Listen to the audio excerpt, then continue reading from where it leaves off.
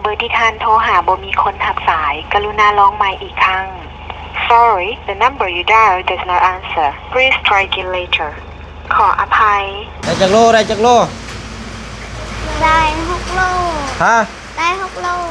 ใช่แม่นบ่6 โลน่ะแม่นโล 2,000 ก็2 4 6 8 10 12,000แล้วอ่ะโอ้กัดขึ้นได้เจ้านี่นี่เบิดนี่พี่น้อย50,000ถ่ายเนาะกองละ50,000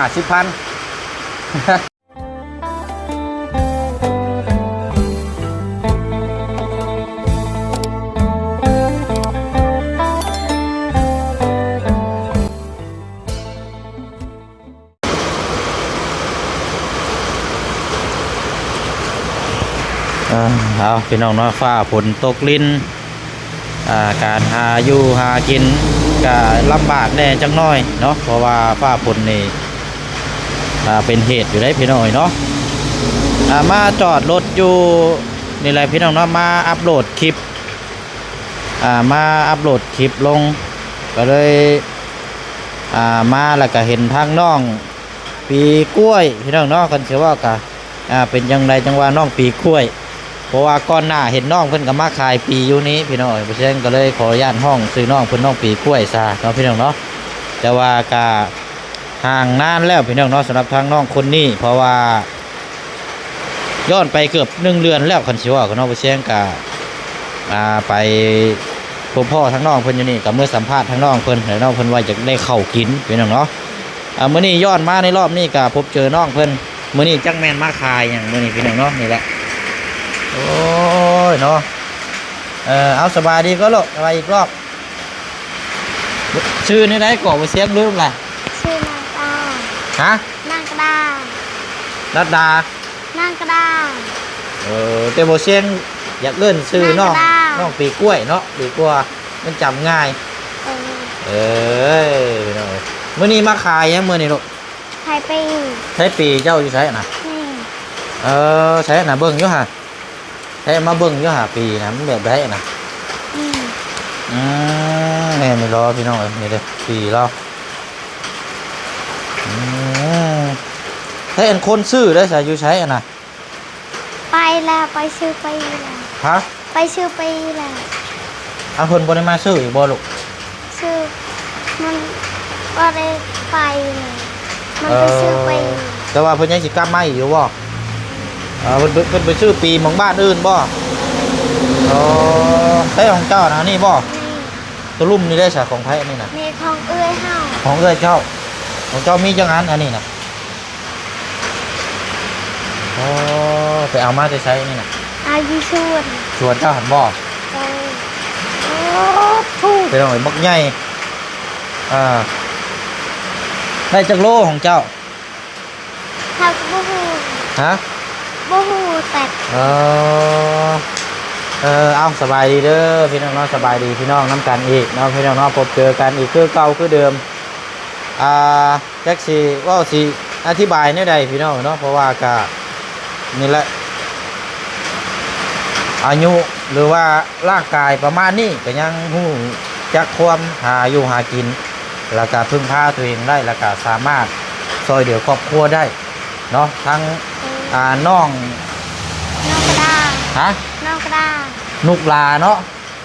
น้องนุกลาพี่น้องเอ้ยน้องนุกลาก็น่าก็มาขายปีมารอบนี้ก็ขายปีอีกคือเก่าอันนี้เจ้าไปเอาเองบ่นี่นะเอาเองไก่บ่อยู่สวนเจ้าใช่โคตรแท้นี่อันนี้บ่อองนะเฮ้ยเจ้าอองมึงอยู่ฮะลองอองมึงอยู่แต่มีบ่เจ้าอองมานะโดยบ่นักบ่ลูกนักฮะนักแต่ว่าอดเอาเนาะอันนี้นะของเอื้อยนี่เนาะใช่เอื้อยเจ้าไปใช้จ้ะหาอยู่เพื่อนฮะอยู่เพื่อนอันนี้นะคนลาวว่าคนเวียดมาซื้อหรือลูกคนเวียดบ่เอาฝนตกเพิ่นสิบ่มาบ่นี่เพิ่นสิมาซื้ออยู่บ่มาอยู่บ่ เนาะอันนี้เฮือนให้หลังนี่นะ เฮือนอยู่คนเฮือน ฮะ นี่อยู่เฮือนนี่ โมเมนเฮือนนั่นเจ้าของเวียดบ่ โดยประมาณมันเช่า เช่า เพิ่นมาเช่าอยู่นี่บ่ โดย ก็พักอยู่ได้พี่น้อยเนาะนี่เฮือนอันคนเวียดมาเช่าทั้งบ่ลูก โดย แต่ว่าเป็นเฮือนน่ะเฮือนคนอยู่ในบ้านเจ้าเนาะ โดย อืมพักอยู่ได้นี่เนาะพี่น้อยเพราะว่าถ้ามันติดริมทางน่ะก็เปิดนี่ฮะเปิดห้านค้าห้านขายเนาะ โดย สามารถเปิดได้เลยได้นี่พี่น้อยการกินการอยู่เนาะ โดย เนาะหักแล้วนี่พี่น้อยทั้งเทิงก็เป็นห้องนอนเนาะกินข้าวได้ลูก กินแล้ว ได้หยังกิน กินหน้ำไม้ กินหน่อไม้ โดย โอ้ยเนาะเบิ่งก่อนบ่เชียงเอาขนมให้ก่อนตัวมีอยู่อึ๊บ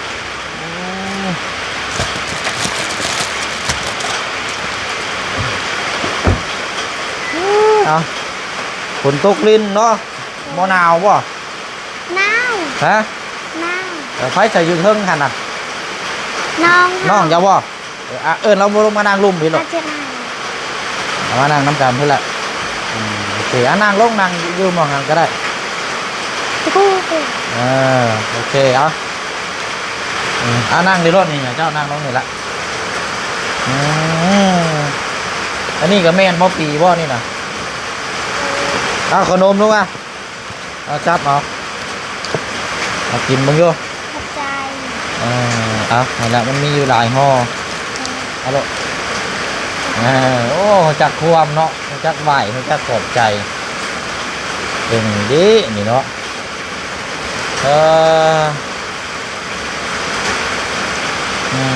เอากินไหมลูกแกกินเบิ่งอยู่ฮะแกกินรสจังน้อยวัดเอาเมื่อวัดอันน่ะบ่ได้กินนะฮะเดี๋ยวสิเอาเมื่อวัดอันว่ามีคนอื่นน่ะบ่ได้กินใช่ไหมฮะจะมีน้องจักคน มีน้อง2 คน 2 คน สาม ผู้3 คนผู้จังน้อยบ่ได้กินนะเอากินกินรสเอา ให้น้อง ฮะ ให้น้อง ว้าวกินน้ำแล้วนี่มันมีหลายห่ออยู่นี่เด้นี่ให้น้องนี่ประมาณ5-6ห่อบ่เอาจะกินก่อนละอันนี้ก็จังเมื่อให้น้องบ่ให้น้องบัดเจ้าของบ่ได้กินบัดง่ายก็บ่มีเฮือนมีแห้งเลยบ่เนาะมากินครับเอาวนมาไว้ให้น้องนี่ก็เด้อ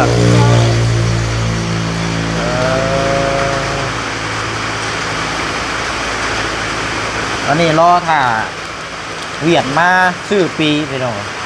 โลเท่าไรลูกเดี๋ยวนี้ โล2,000 โลละ2,000อันปีนี่นะนี่พี่น้องโลละ2,000อันว่า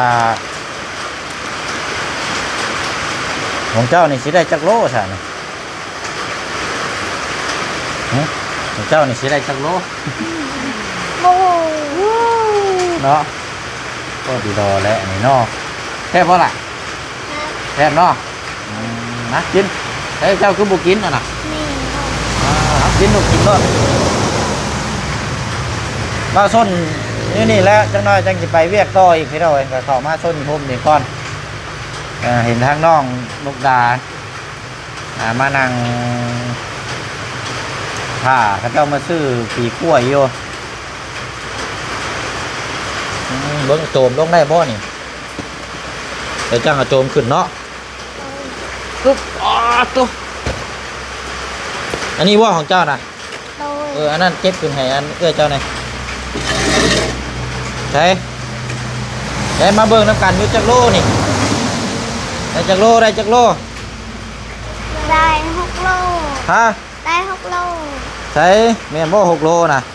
แม่น 6 โล โดย 6 โลนี่เป็นเงินอะไรลูกได้มึงอยุ 1,000 ปี ฮะ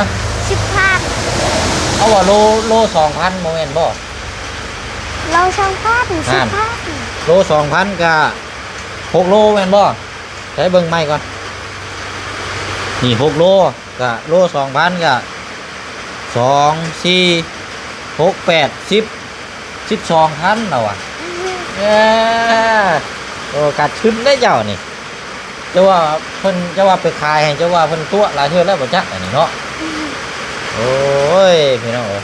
เพราะว่าหมูฮู้จักเนาะอันนี้ก็นี่12,000นี่อันนี้นี่12,000กีบเนาะปกตินี่สิมีกล้วยมาอยู่นี่เต็มอยู่ได้พี่น้องเพิ่นก่อน12,000ถ่ายให้บ่เสียงบ่ฮะถ่ายบ่ ใช่ ถ่ายเนาะ12,000เบิดนี่บ่เสียงซื้อ50ได้บ่ ได้ ฮะ ได้ เป็นหยังคือได้เอ้า ได้ ฮะ ได้ ได้เนาะนี่เบิดนี่เอาเลยบ่เสียงซื้อซอย50,000เบิดนี่เด้อสนับสนุนน้องเพิ่นก่อนพี่น้องเอาก่อนสิซื้อกะขึ้นไปสร้างเบิ่งน้ำหนักเบิ่งอยู่ฮะจะขึ้นเบิ่งอยู่หาจักโลฮะขึ้นเบิ่งอยู่ ให้ค่อยบอก แม่เจ้าขึ้นนั่งจ้าเบิ่งอยู่จักโลเท่า2 โลโอ้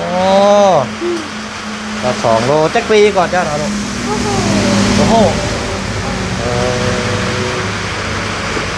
เบิ่งก่อนขออนุญาตได้ใส่พี่น้องฮักเท่าไรลูกโอ้จอยแท้นี่62 โลโอ้ยช่วงนี้เห็นงานดูเดือดพี่น้องเอ้ยน้องเบิร์นกินข้าวเช้า12 โลตุ๊ดเอา6 โล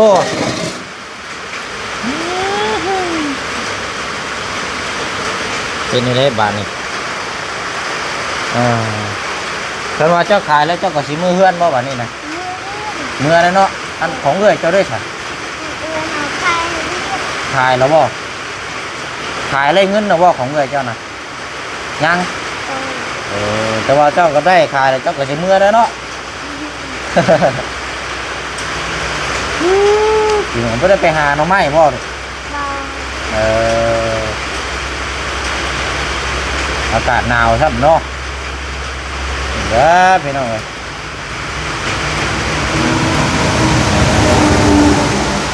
เอาโอเคเสร็จลงก่อนเดี๋ยวไปเช็คเอาเด้อเช็คที่ซอยเด้อกระเป๋านี่ก็ขายให้กันบ่ รอเป่าเป่าอุ้ยเฮาเอาเป่าอุ้ยเฮาแม่สโต กระเป๋าไม่เท่า โดย บ่กล้าขายแล้วเนาะ เขายืมเป่านะคะ นี่พี่น้องผมบอกกล้าขายได้นี่เนาะ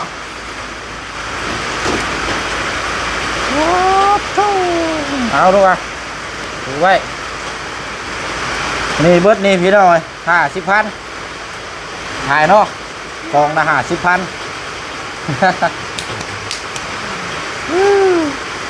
แล้วจะเอาขึ้นไปด้านหลังรถคนแรกวันนี้อันนี้ก็มันเป็นปีนี่โบเชียงมากินอยู่พี่น้องเวลาเอาเห็ดอันต้มเปื่อยต้มยำกับลาบหรือว่ากินได้พี่น้องมันเป็นดีได้พี่น้องโซลานี่ยมส่งขับไปในเวียดคนเวียดมากินอันนี้แหละพี่น้องเวียดปีนี่เหมือนธรรมชาติเลยเนาะลมหนาวหนาวลูกพักกันเมื่อเลยวันนี้เด้อเอาพี่น้องซอยทั้งน้องเพิ่นก่อนอันนี้ใบยังก็ ไปหาชิป ไป50บ่โอ้เอาบ่เชียงอันน่ะเอามอบให้เด้อความขยันเด้อ โดย เอาหนุ่มมือลูก ขับใจ สุดได้ป้าเอาลูกเนาะตัวนี้ได้บ้านยุ่นขึ้นนั่งรถเนาะไปไปยุ่นใส่บ่เชียงได้ลูกเด้อ ขับใจ เอาแล้วเนาะกะเยี่ยมยามน้ำกันพี่น้อยทั้งน้องเพิ่นกะมีถุงใส่ใช่ไหมเนาะมีบ่ถุงมีบ่กระเป๋าใส่มีบ่มีถุงยางใช่ไหมเนาะนะบ่เป็นยังเบิดก่อน นู่นขึ้นรถแล้วล่ะลูกอ่ะนู่นขึ้นหลังรถบ่เชียงด้วยเอาใส่กระเป๋าก้อนเงินน่ะนู่นขึ้นรถบ่เป็นหยังนู่นย่างเข้าไปเลยก็ยุกเข้าไปรถแล้วลูกบ้านลงรถมันกิ้งไปรถบ่เป็นหยังมันล่างน้ำฝนตกอยู่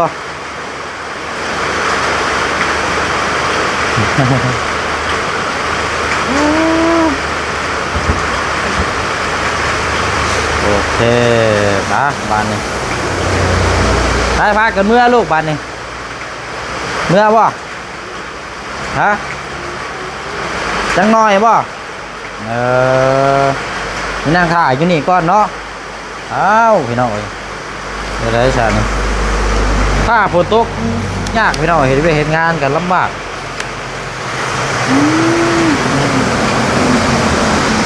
ไปสาวโมเชฟไปเวียกต่อก่อนเด้อจังว่ากันเนาะบ๊ายบายเนาะเอาเลยอ่ะ โอเคเนาะป้าพี่น้องเดี๋ยวเขาขึ้นไปพูดคุยน้ำกันอยู่ในรถบัดนี้พี่น้องเนาะครับขึ้นมารถก่อนบัดนี้พี่น้องเนาะก็ทางน้องเพิ่นก็น่าจะดีใจได้ล่ะพี่น้องเนาะเพราะว่าเขาก็ซอยซื้อปีทางน้องเพิ่นปกติก็12,000 กีบนี่แหละเพราะว่าปีโลละ 2,000ก็เลยซอยเนาะน้องคนนี้เขาก็ฮู้จักน้ำกันเน่นะพี่น้องทางน้องลูกดาน้องลูกลาขายปีกล้วยนะพี่น้องเนาะผ่าฝนกระตกแท้ตกว่าพี่น้องเด้อมือใดเด้มันสิหยุดสิเศร้านี่พี่น้องเนาะเฮ็ดเวียกงานนี่ก็ลำบากเลยพี่น้องหนึ่งมาก็นี่แหละเนาะบ้านของทางน้องป๊อปก็จังไรพี่น้องทางสร้างเขาก็ยังบ่ทันให้คำตอบอยู่เบิ่งก่อนพี่น้องเนาะเดี๋ยวอัปเดตโทรถามเบิ่งก่อนทั้งสร้างเขาตัวทั้งทีมงานก็ถามเบิ่งว่าซั่นเนาะแต่ว่าเราเฮ็ดได้ก็ให้เรามาคอยเฮ็ดคอยก็ฟังเสียงน้ำกันพี่น้อยเนาะอากาศหนาวโทษได้นะพี่น้อยจอดรถอยู่ริมทางพี่น้อยอากาศก็หนาวเนี่ยจังน้อย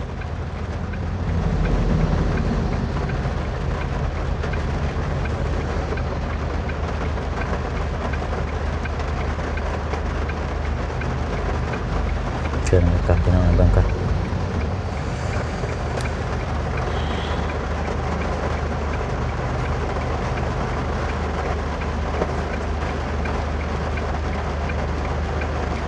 โอเค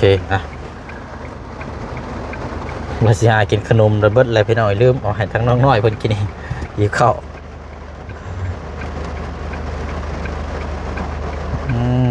โทรกันโมเมนมาเฮ็ดเวียกแล้วประจัก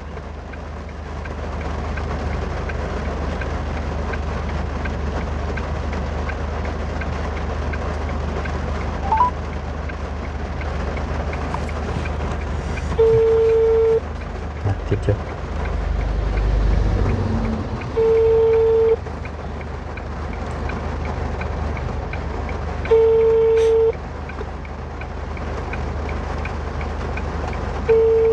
ฟ้าฝนตกเนาะโมเมนนอนแล้วประจักพี่น้อง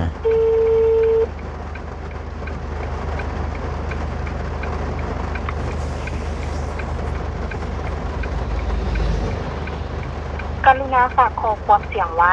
หลังจากเสียงดังดีสิ้นสุดเนื่องจากเบอร์โทรที่ท่านโทรหาคาเวียหรือบ่สะดวกรับสายค่าบริการขอความเสียงจะคิดไรคือ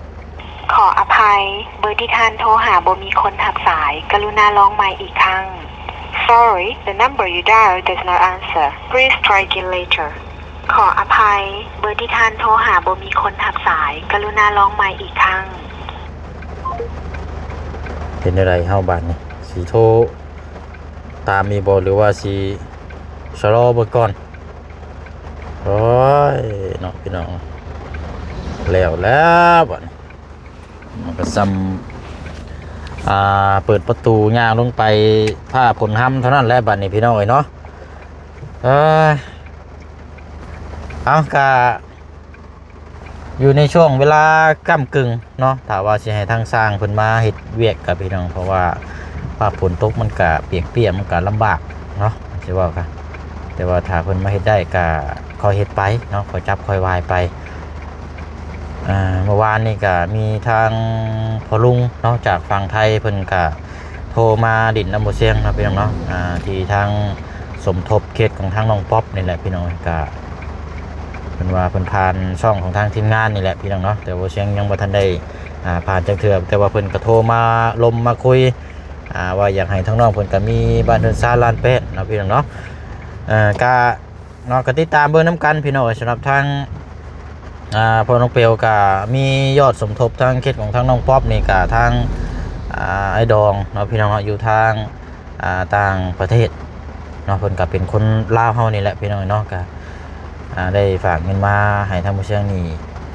ไว้สมทบค่าสร้างเนาะมีอยู่21 ล้าน 5 แสนกีบแล้วก็ยอดก่อนหน้านี่3 ล้านกับ1 แสนกีบแต่ว่าเฮาลบซื้อตะปูกับไผบัตรออกไปแล้วเนาะพี่น้องเนาะก็พอดีเลยสาพี่น้องเนาะผู้เชี่ยวจะลบออกแล้วก็สิ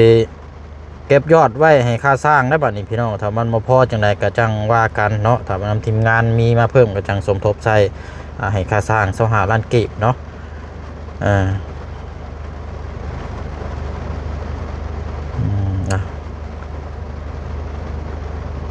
โอเคพี่น้องแล้วก็ลบออก4 ล้าน 6 แสนกีบลบออกมื้อนั้นนะซื้อตะปูเท่าไรพี่น้องเอ้ย